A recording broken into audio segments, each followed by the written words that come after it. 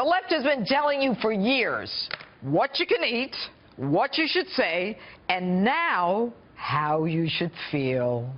Take a listen to Michelle Obama. Yes, I do, because we feel the difference now. Yeah. See, now we're feeling what not having hope feels like. You know, hope is necessary. It's a necessary concept. What else do you have if you don't have hope? Really? This from a woman who in 2008, at 44 years old, said for the first time in her life she was proud of her country when her husband was running for president. And now, 8 years later, you're out of hope, Michelle? You've lived a life few can even imagine, at the citadel of power and prestige in the world. You and your husband, blessed by God and the American people, with the unique and historic opportunity to not only lead America from that shining place on a hill, but impact Americans and give them hope that virtually no others can. And now that you're leaving, hope is gone? Since when does hope rise and fall with you and Barack in the White House? But it doesn't end there. When asked if your husband's administration achieved his promise of hope to Americans, your answer, a resounding yes. Quote, especially in times of crisis and turmoil. Are you kidding? Did your husband give hope to the parents of James Foley or Stephen Sotloff, who was in custody for over a year while his family was told they could not negotiate because they'd be prosecuted before their sons' heads were chopped off? To try to convince America that once you and Barack exit the White House, hope is removed for America is an outrage. And I'll tell you what else is an outrage. An outrage is when your husband struts up to the microphone at a national prayer breakfast and tells Christians to get off their high horses because the Christians are afraid of Muslim terrorists cutting their heads off.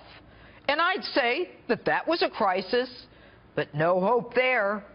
ISIS today only looms larger. And by the way, Michelle, have you heard of San Bernardino, Orlando, or that workplace violence that happened at Fort Hood in Texas? In times of crisis and turmoil, like the 13 hours those heroes were on a rooftop in Benghazi, your all-powerful husband never bothered to explain to us where he was and what he was doing that night. All we know is the only power that he was ready to unleash was Air Force One to fly to Las Vegas for a fundraiser the next morning so that you guys could live the life another 4 years in the White House. But I get it. For you, hope is gone. You and your family and friends won't be able to fly to another 46 countries with security and hair and makeup in tow. Michelle, you may not realize it, but Americans rejected you and everything you stand for. They know what hope is. Hope is when people, 30,000 at a time, stand in line in the cold with their children, hoping to get the glimpse of a man that they think can change the course of their lives from the downward spiral that you and Mr. Hope and Change have put them on. I'll tell you what hope and change is. Hope and change is when people show up 20,000 strong after an election, desperate to see the man who actually brought back jobs, almost 1,000, when your husband said it was impossible to bring them back at Carrier.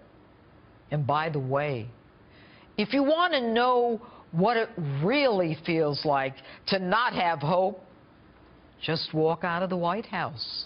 As ordinary Americans, you'll see real fast. Welcome to the America you created, the one with a racial divide, a disrespect of law enforcement and the military, illegals cruising our borders, draining our schools and social services, ISIS and refugees on the rise. No hope? Michelle, I'm surprised at you. What happened to when they go low, we go high? And that's my opening statement. Tell me what you think on my Facebook page or Twitter. #Judge Jeanine.